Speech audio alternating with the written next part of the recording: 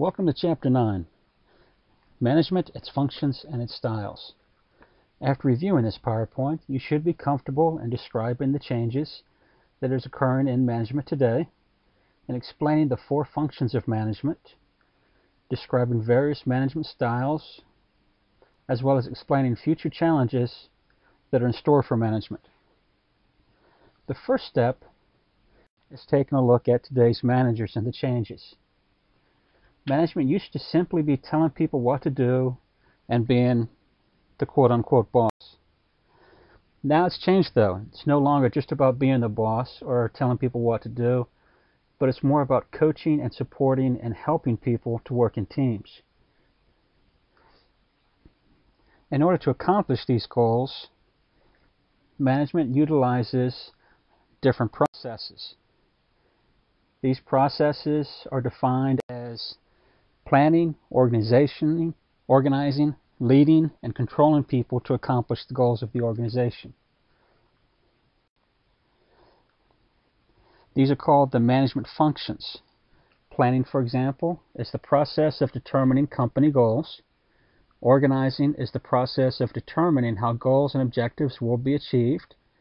Leading, which we'll talk about in the next chapter, is the function that provides leading and coaching to employees.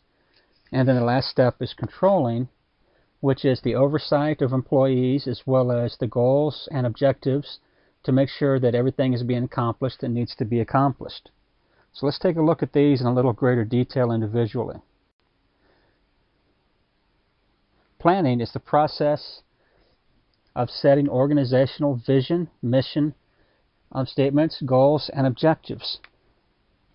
Vision statements are an encompassing explanation of why the organization exists and the direction it's trying to go.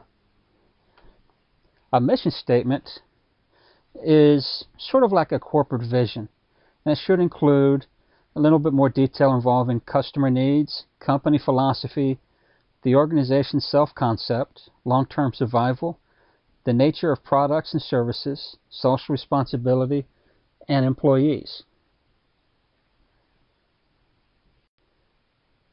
Planning also involves the setting and attaining of goals and objectives. Goals are long-term accomplishments an organization wishes to attain, whereas objectives are specific statements that address how to achieve goals in the short term. They're the short-term things that must be done in order for the objectives to be met and the goals to be accomplished. In order to have the goals, have the objectives, you've got to do a little bit more planning. And that's going to involve, for example, a SWOT analysis. A SWOT analysis, SWOT, stands for strengths, weaknesses, opportunities, and threats. And it's using this process that can help a company to see what it does well, what it doesn't do well, and what they need to improve on. It's part of this process that they use to set their goals and their objectives. Here's a sample SWOT analysis for an individual, not for a company, but for a person. For example, strengths might be confidence, they might have a friendly attitude, and they might be approachable. Weakness might be that they're impatient, that they're arrogant. Opportunity might be the degree that they're working towards and being able to put the skills into practice, whereas a threat might be competition from other students that are graduating with the same degree globally. Another tool that a company uses is a PEST analysis. It's an external analysis to determine political, economic, social, and technological things that may affect a business. Now, this is looking back at the business environment and seeing exactly how it's going to impact the business and what the business needs to do to prepare for the future, to accomplish their goals, to accomplish their objectives. Here's a sample PEST analysis for ABC Software Company, showing the different issues that might impact them for political, tax policies, for economic, interest rate changes and projections, for social, population growth rates, or if it's on the increase or if it's on the decline. Technological, it might involve discontinued, new, or changing technology incentives. when we take a look at both a SWOT analysis and a PEST analysis, they're both utilized to take a look at the different opportunities and threats and different factors that go into setting goals and objectives. But you'll see that the PEST analysis looks exclusively at external issues such as the political, economic, social, and technological, whereas a SWOT analysis looks at those opportunities and threats as well as the internal strengths and weaknesses that are for that one individual organization. The next step of planning involves the type of planning that's going to be involved. And it's important to utilize the different types of planning for the different opportunities or the different objectives the organization is looking toward. For example, you have strategic planning, which sets long-term goals for a company. You also have tactical planning, which is the shorter-term goals needed to reach the strategic plans. You also have operational planning, which addresses things such as schedules or those issues needed to be met for the tactical plans. You also have contingency planning. This is when the organization, team, or the group looks at what-if scenarios. What if X happens? What if Y happens? And this is how the company, organization, or team can be prepared for something that could happen, that could impact their ability to meet their goals and their objectives, and have a plan in place to overcome it. For example, when you're working in teams for a class project, you need to make sure you have it set up so that you have a contingency plan in case somebody drops the ball or in case somebody doesn't do their share of the work. The team still needs to make sure the goal is achieved and the objectives are met, so they need to have a backup plan just in case. And that brings us to the next step, the next part of the function of management, and that's organizing. Once planning is done, managers must organize in order to meet goals. They have to take a look at exactly what the resources are, human resources, looking at other resources, and it's a way for them to make sure that they're going to meet their goals. One of the ways they do this is through an organizational chart, which is a visual representation that shows a relationship among people. It shows exactly what is going on, who's going to report to who, how many Indians you're going to have, how many chiefs you're going to have. And it also involves the span of control, which how many people a manager will manage. The taller an organization, the smaller the span of control. And it also brings up the issue of levels of management. For example, you have top management, which focuses on the big picture and the vision of the organization. You also have middle management, which focuses on the tactical planning and controlling. You have supervisory management, which is operational planning. That's where this usually takes place. In order to accomplish each of the goals that are necessary for each of this level of management, you'll notice that there are 3 different sets of skills that are needed. And for the different levels of management, you have a different need of importance for the different skills. For example, a supervisory manager might need more technical skills than conceptual skills. A top-level manager might need less technical, but more human relation skills and more conceptual skills.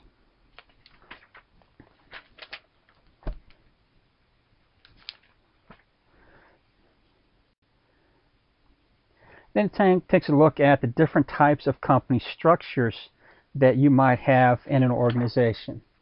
For example, there's the line and staff. Now it's a structure which is an extension of the traditional organizational structure wherein staff supervisors and staff specialists are attached to the line of authority, so to speak, and staff supervisors advise line executives. For example, the CEO represents a line executive and an administration assistant, the staff official. The CEO has the final decision-making power. So for example, if we take a look at the example in front of you, you've got the chief of police, which has the final say on everything, and they might have it set up so different lieutenants, there's a patrol lieutenant, a staff lieutenant, and a detective lieutenant, which all report to the chief of police, and in turn they have different individuals who report to them so that the different functions can take place, but that the ultimate authority is going to be with the chief of police. You also have what's known as a matrix style. A matrix style is a permanent organization designed to achieve specific results by using teams and specialists from different functional areas of the organization. Part of the advantage of this type of setup is its decentralized decision making. It's strong project co-coordination, improved environmental monitoring, a fast response to change. Some of the disadvantages might include a high administration cost, potential confusion over authority and responsibility, high prospects of conflict. You might not know exactly who it is that you're going to need to be reporting to. There's also, in addition to the line and staff and matrix, there is also the idea of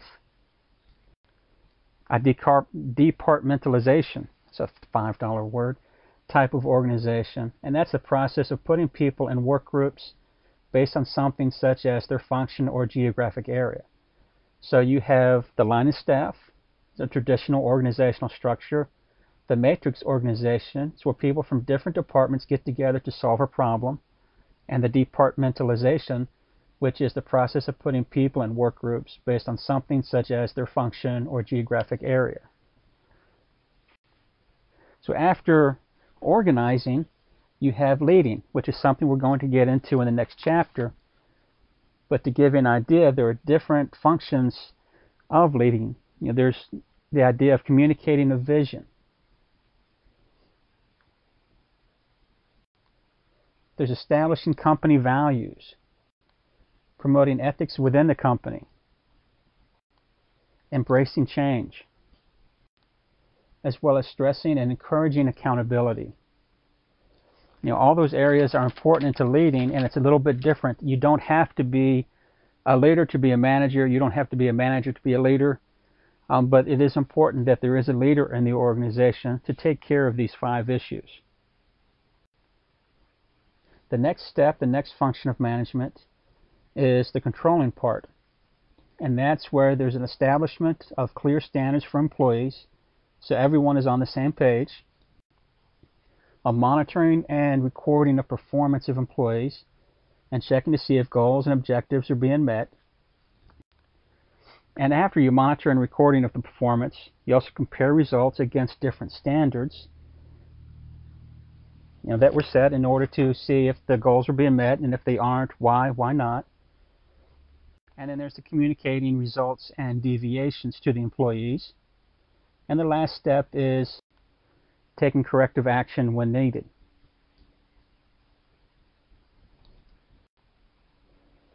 And that brings us to some different management styles.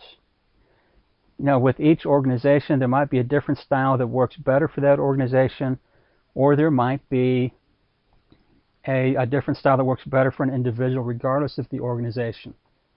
For example, you have autocratic leadership, which is when managers make most of the decisions. They don't consult employees. If something needs to be done quickly, such as firefighting, this is one of the best styles, since people just need to be told what to do in an emergency situation. And another example would be the military, which uses an autocratic style. There's also participative leadership, another $5 word. This is when managers and employees work together to make decisions. It's appropriate in most situations and can motivate employees as opposed to an autocratic style. There's also what's known as a free-rein leadership. And this is also called the laissez-faire management, which is when goals are set and the employees are free to meet those goals however they see fit. For example, an outside sales force might often utilize this style. There's also Theory X, which believes that people generally dislike work. They're going to avoid work if they can, and it uses fear and money as motivators for this type of situation. Theory Y, which assumes that work is natural and people like it, assumes that employees will work toward their goals, assumes that they have an ability and a willingness to solve problems, and motivation comes from a variety of things depending on the person involved. There's also Theory Z, which takes concepts from American and Japanese styles of management. It involves long-term employment with one company, and there are collective decision-making with individual responsibility with a specialized career path. Now, a lot of what goes on with Theory Z is a participative style of leadership. So that brings us to management challenges. Management challenges involves management scrutiny. Because of scandals and Sarbanes-Oxley Act involving Congress and involving businesses and rules and regulations that the government has set in place, managers are held more accountable and responsible for failures of the company. There's also constant change. Because of the constant change, managers must use contingency planning and always be thinking ahead to those things that might affect their business. There's global competition. As manufacturing facilities have moved overseas, managers must sometimes manage and must manage groups that are not in their physical location. For example, you might have managers that are in charge of people who work in multiple companies, multiple countries. Pricing is a great concern with global competition. Since competition is global, you don't just have products being made and manufactured here in the U.S. You have products that are made and manufactured in other countries and being imported into the U.S., competing for the same dollar that the U.S. products are. And there's also better quality and cheaper products since the competition is heavier. There's also technological changes. Technology is always evolving. It's always changing, so managers need to be aware of new technology that could help or hinder businesses. Going to help save money. Knowing new technologies can impact managers and profit margin. There's also the idea of diversity in the workplace. Different age groups, different race, different genders. All are people with different thoughts and different backgrounds, all working together. Diversity in the workplace is a good thing, and management must be able to handle the type of diversity to get the best out of each and every one of their employees. There's also the issue of downsizing. Because of the global competition, there's an idea that costs must be cut. Companies have reduced their workforce and might have shipped jobs overseas that used to be here in the U.S. It causes job losses, and motivation of other employees during job losses can be challenging. So that brings us to the end of the chapter. If you have any questions, please feel free to get in touch, to email, to call, to text, or to raise them in class. Now again, one of the things you should be comfortable with are describing the challenges, or describing the changes occurring in management today, explaining the 4 functions of management, describing various management styles, as well as explaining future challenges for management. Thank you.